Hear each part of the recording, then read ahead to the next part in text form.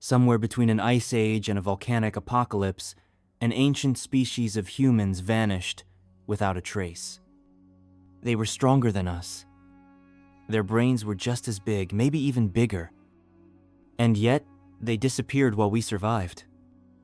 What on earth happened to the Neanderthals? The Earth's past is a ticking time bomb of chaos. Geological and archaeological records confirm that it has undergone repeated, savage swings in climate-wild changes in temperature, humidity, and livability that reshaped entire continents. These brutal environmental shifts didn't just change the landscape, they wiped out species, including, tragically, some of our own ancient cousins. Take the Neanderthals, for example. Officially known as Homo neandriconensis, they were a tough, intelligent, archaic human species that once roamed Europe and parts of Western Asia. They'd been around for nearly 400,000 years, mastering rugged terrains with their muscular build, wielding sophisticated Molturian stone tools, and even practicing early burial customs. They weren't just brute cavemen. They had culture, rituals, and raw brain power. But then, around 40,000 years ago, they were gone. Poof. Vanished from the fossil record. And no one knows exactly why. Scientists have been digging literally and metaphorically for decades, trying to piece together the mystery. And one major suspect keeps reappearing at the crime scene: the climate. Between 50,000 and 40,000 years ago, Earth wasn't exactly throwing a welcome party. It was a mess of violent climate disruptions. One of the worst came courtesy of the Campanian ignimbrite eruptiona catastrophic blast in what is now southern Italy, about 39,000 years ago. It buried Europe in ash, darkened the skies, and kicked off a volcanic winter. Temperatures plummeted. Crops didn't stand a chance. Neither did most animals.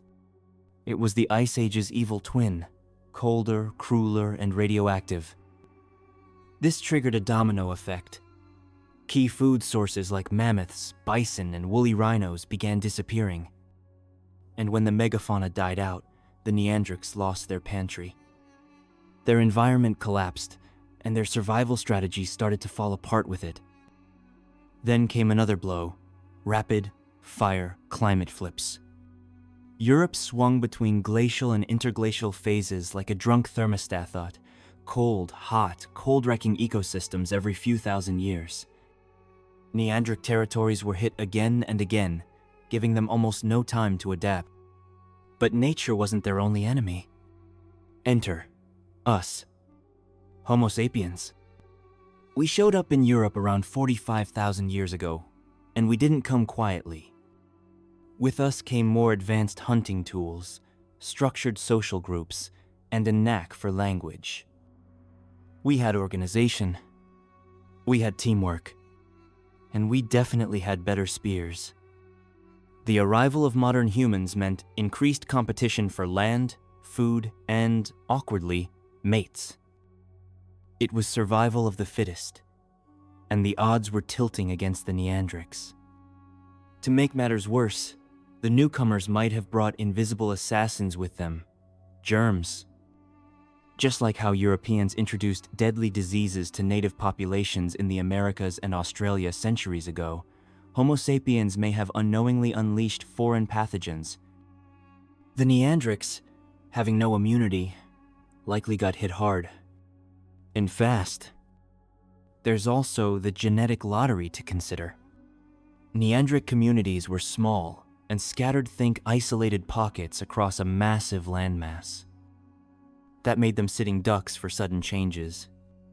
Their low population density made bouncing back from disasters almost impossible. Combine that with their lack of major technological evolution, same stone tools for millennia, and you've got a species with a shrinking shot at survival. So while the final cause of their extinction isn't nailed down to one smoking gun, it's likely a cocktail of disasters. A harsh, mutating climate, invasive competitors with superior tactics, deadly diseases, and the curse of small numbers. Next, we travel even further back in time to a species that managed to survive longer than any other human lineage in history, and yet still lost the fight. In Part 2, meet the globe-trotting, fire-controlling, endlessly roaming Homo tricatus, better known as Homo erectus. When waterholes dried up and the sky stopped crying, early humans had a problem. Nature had pulled the plug. Long droughts and post-volcanic winters wrecked ecosystems and drained food supplies. Hunting, once the go-to survival method, was no longer enough. So, humans got crafty. They started drying meat, storing it, sharing it, because if one person ate, everyone had a better shot at surviving. What began as crisis management soon became culture. Scarcity forced them to work together more closely than ever before. This kind of adaptability set Homo sapiens apart from other human species like the erectoids or the neandrics. While those species either relied too heavily on brute strength or stuck with outdated behaviors, Homo sapiens flipped the script. They didn't just change physically, they rewired their entire way of living. They shifted diets. They built new social models. They reshaped their tools, and most importantly, they changed their thinking. This wasn't just evolution. It was the beginning of human ingenuity as a survival weapon. One of the first signs of this transformation was in tool-making. Early humans began crafting specialized tools tailored to their environments. They painted symbols on cave wall, some say to share hunting tips, others to map out danger zones. But what matters is they were recording knowledge. And not just facts, they were telling stories, creating myths, and forming shared beliefs. These stories unified communities and helped them act as a single organism, not just scattered individuals. The archaeological layers don't lie. In East Africa, sediment dating between 100,000 and 50,000 years ago tells the tale clearly. Seashells in unusual places, ash pits where none should be, evolving tool types stacked in geological layers, like chapters in a manual for survival. Droughts pushed humans away from lakes, so they expanded, looking for resources far beyond familiar grounds. Down in South Africa, caves like Blombos and Sibudu offer a frozen snapshot of adaptation in action. People adjusted tools with the seasons, changed diets, even restructured living spaces depending on the climate cycle. And these weren't slow transitions. They were happening under the thumb of some of the wildest climate swings in historicity blasts, evaporated lakes, oceans rising and falling like elevator doors. Scientists now use isotopes from lake beds, ancient corals, and ice cores to trace these cycles and match them with changes in human behavior. Turns out, survival wasn't just luck. It was strategy. Climate change didn't just threaten humans. It shaped them. The ultimate lesson from this era is hard to ignore. Survival favors the quick thinkers, the flexible, the cooperative. Our ancient cousins may have been strong and smart, but when the climate turned on them, they couldn't pivot fast enough. Homo sapiens, on the other hand, didn't just evolve, they adapted with purpose. And that made all the difference. Which brings us to today. Climate change is back, but this time we've got satellites, forecasts, and technology. That should make things easier, right? Maybe. But the core threats are the same. Migration, food shortages, resource fights, ecosystems teetering. The tools have changed, but the challenges echo those faced by our ancestors. And their responses formed with no electricity or internet still carry tactical wisdom. We can see further now. We can model storms, build flood defenses, develop green tech. But without global cooperation, behavioral adaptation, and the humility to learn from history, we could still end up like the erectoids and neandrics, extinct footnotes in evolution's timeline. Because in the end, past climate shifts didn't just kill off species. They also sparked new thinking, new strategies. Homo sapiens didn't win because of DNA. They won because they changed. They learned. They shared. They built plans from the ruins of failure.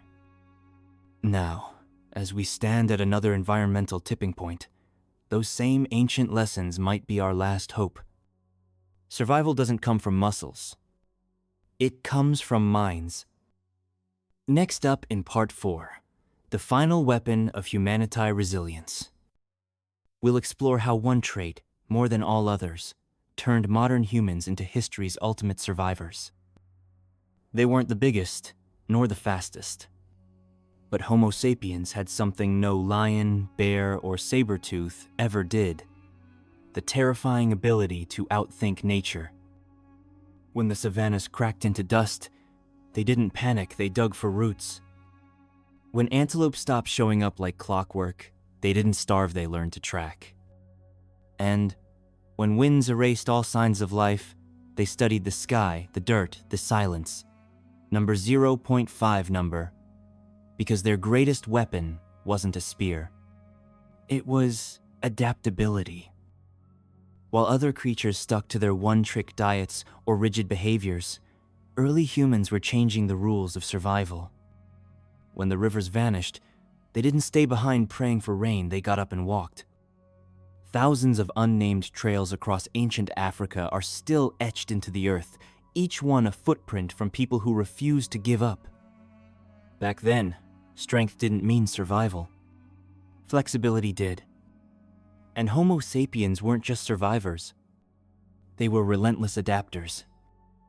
Through burning heat, animal ambushes, starvation, and bitter cold, they didn't just endure. They multiplied. No comfort. No backup. Just you, barefoot on a dry plain, stomach growling, weapon in hand, knowing there's only two outcomes: adapt or disappear. That's the world they faced. And what they carried inside was something more dangerous than claws or fangs, a will to survive that bordered on the irrational. But no one is born a hunter. Not even early humans. Before there were organized hunts, before they hurled sharpened wood at running animals, they scavenged.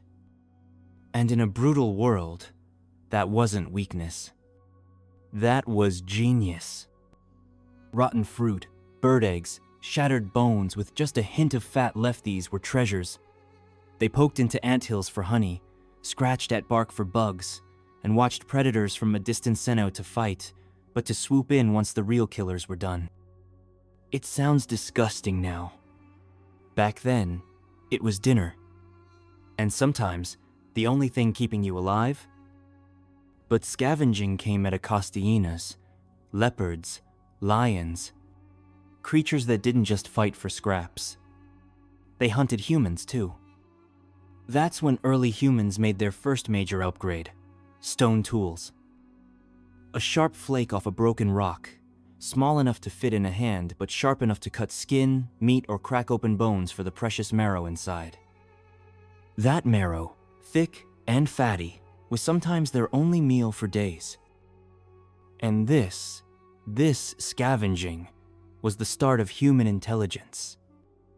The brain began to shift from instinct to insight. People started learning seasonal patterns, where to find berries in fall, where the animals drank during droughts. If one person figured it out, the group remembered. Those who didn't, well, they became a lesson. Over time, trial and error built memory. Memory became tradition. Eventually, they saw a possibility that changed everything. Why wait for the predators to finish? Why not become the predator? This shift wasn't overnight. First came spear-screwed wooden sticks. Then came cooperation. One person flushed prey from the brush. Another blocked its escape. The others closed in. The moment they brought down their first antelope, they weren't scavengers anymore. They were hunters. And something even bigger was born: belief.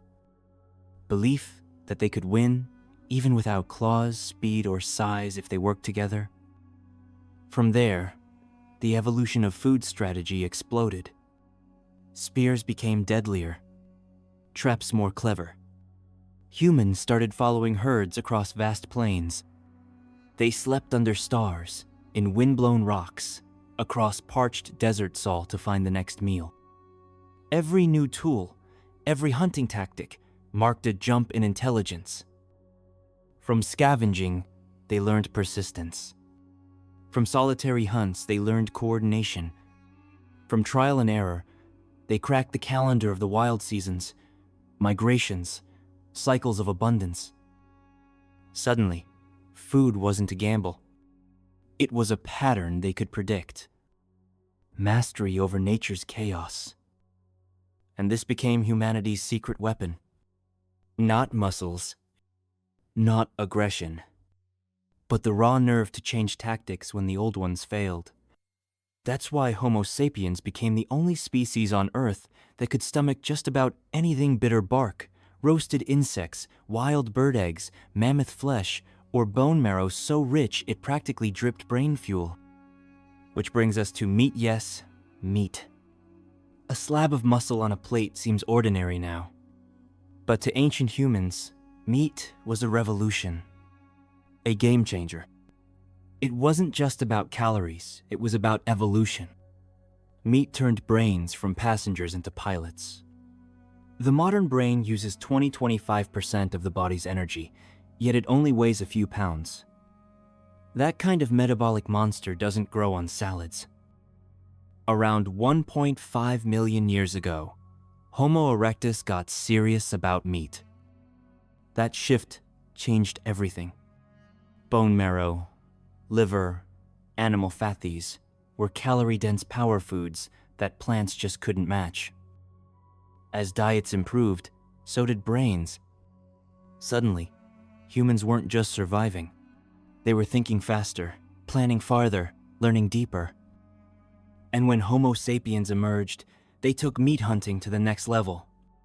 No longer a lucky strike. Now it was a system. They chased prey for days using nothing but footprints and patience. They drove giant animals off cliffs. They built pits. They read droppings like clues in a crime scene. No binoculars. No maps. Just instinct, teamwork, and a shared mission. Hunting became more than food. It was a proving ground for intelligence, endurance, and sacrifice. Not everyone made it back. Some skeletons from ancient sites show shattered ribs, crushed skull signs of battles with beasts far stronger than them. But the risk was worth it. One successful hunt could feed dozens. Fat became broth. Marrow became fuel. And meat fed minds hungry not just for food, but for the future. Packed with vitamin A, animal liver was a prehistoric delicacy. But our ancestors didn't stop there. Intestines, skin, blood, nothing was wasted. What modern humans scrape into the trash, they saw as life-saving fuel. Not out of desperation, but because they understood something we've forgotten. Every part of the animal was an opportunity. And meat didn't just change what humans ate, changed where they could live. No longer tied to berry patches or fruiting trees, they could push into brutal new environments. Dry highlands, cold ridges, dense forests. Meat became a passport, unlocking new frontiers. With it, they traveled farther, adapted quicker, and developed techniques that bordered on culinary genius. Smoking, drying, even cooking in underground fire pits. These were the ancestors of your kitchen, and they didn't need a stove to innovate. At this point, Homo sapiens were no longer just hungry nomads. They were tactical survivalists and the first primitive food scientists. And here's the twist. Archaeological digs show a pattern. The smartest early humans, the best tool makers, the most complex thinkers, they weren't just lucky. They were eating meat. Lots of it. Because meat didn't just power the body, it supercharged the brain. And around those ancient fires, where slabs of flesh hissed on stones, something incredible happened. People didn't just eat, they spoke. They planned. They told stories. These weren't just meals. They were moments of invention, memory, language, and cooperation. This is where humans became something more than animals. But here's the shocker. Behind every dramatic hunt, every triumphant kill, was a quiet truth plants kept them alive. Forget the movie scenes of mammoth chases. In real life, plants were the day-to-day grind. Fruits, roots, leaves, bark, seeds, this was the lifeblood. Meat was the celebration. Plants were the foundation. For hundreds of thousands of years, forests were grocery stores. Sweet berries hidden deep in brush. Roots buried under cracked clay. Mushrooms bursting from rotting logs. These weren't just snacks, they were strategy. Our ancestors didn't just eat what they found, they analyzed, experimented, remembered. They learned what killed and what cured. And those who guessed wrong? Well, their mistakes were their last meals. Survivors passed on the knowledge not through books, but through mimicry, shared routines, and instincts honed by trial and error. They dug with sticks, scraped bark, and slurped fat from insects. They read the wild like a living textbook. When dew formed, when birds nested, when trees bore fruit. Nature wasn't just a setting, it was a guide.